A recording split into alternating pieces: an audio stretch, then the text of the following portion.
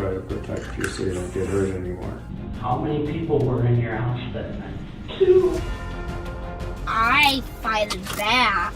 I holded myself up as hard as I can.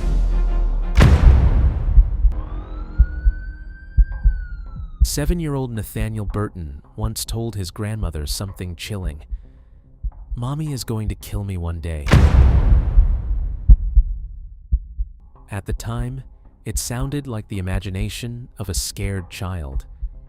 But on February 17th, 2021, in the quiet town of Oregon, Illinois, those words would become a horrifying reality. Because that night, Nathaniel stopped breathing, and the person investigators would later accuse of killing him was the very person he feared the most: his own mother. It was 2:35 in the morning when police received a frantic 911 call. A mother reported that her 7-year-old son wasn't breathing. Officers rushed to a house on South 10th Street. Inside, chaos had already taken over. Nathaniel's father was on the bedroom floor performing CPR, desperately trying to bring his son back to life. Paramedics arrived moments later and rushed the boy to the hospital. But it was too late. At 3:25 a.m., Nathaniel Burton was pronounced dead. At first, it seemed like a tragic mystery. A healthy child, suddenly gone. But the truth would soon reveal something far darker. The next morning, the coroner performed an autopsy. The results stunned everyone involved in the case. Nathaniel didn't die from illness. He didn't choke, and he didn't suffocate accidentally. He had been deliberately suffocated. His death was ruled a homicide. Suddenly, this tragic death turned into a murder investigation, and detectives immediately faced a chilling reality. There were no signs of forced entry, no broken windows, no open doors. Whoever killed Nathaniel was already inside the house, and that left only 2 possible suspects: his parents.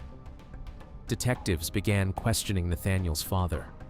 He explained that the night seemed completely normal. After dinner, Nathaniel played with the family dog.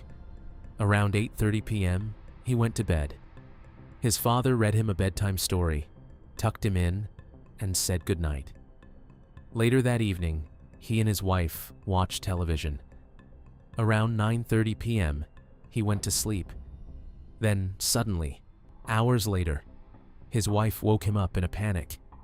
She said, "He's not breathing." When he ran to the bedroom, Nathaniel was already pale and turning purple. He immediately started CPR, but investigators still had questions.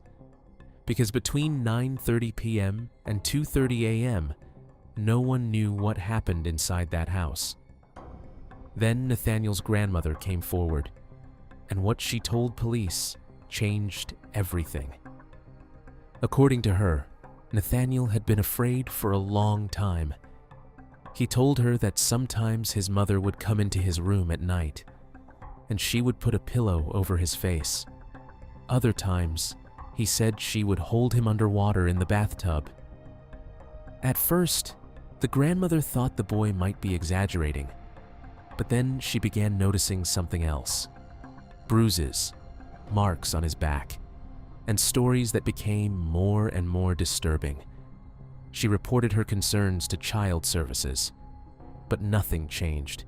Nathaniel stayed in the home. Then another witness stepped forward: Nathaniel's godmother. She had recorded videos of Nathaniel describing the abuse. In the footage, the 7-year-old calmly explained that his mother had slapped him and punched him. In one video, he described a terrifying moment in the bathtub. He said his mother grabbed him and tried to push his head under the water. Nathaniel said he had to fight to stay alive. At one point, the boy says something heartbreaking. He explains that his mother told him not to tell anyone, because if he did, we would get hurt even worse. investigators soon discovered something even more troubling.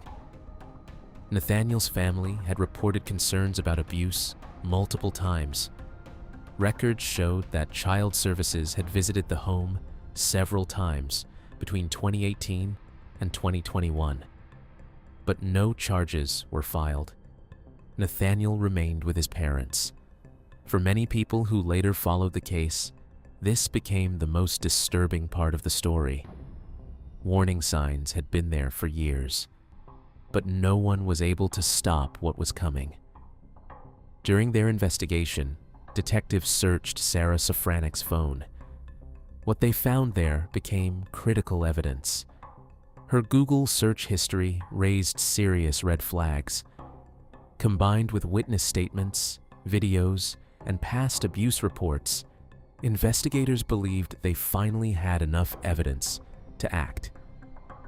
In April 2021, prosecutors charged the 34-year-old mother with 5 counts of first-degree murder. Her bail was set at $2 million. For years, Sarah insisted she was innocent. She even wrote letters claiming police had arrested the wrong person. But 4 years later, the truth finally came out. On November 15th, 2025, she changed her plea. Sarah Safranik admitted to killing her son. She was sentenced to 35 years in prison. Justice had finally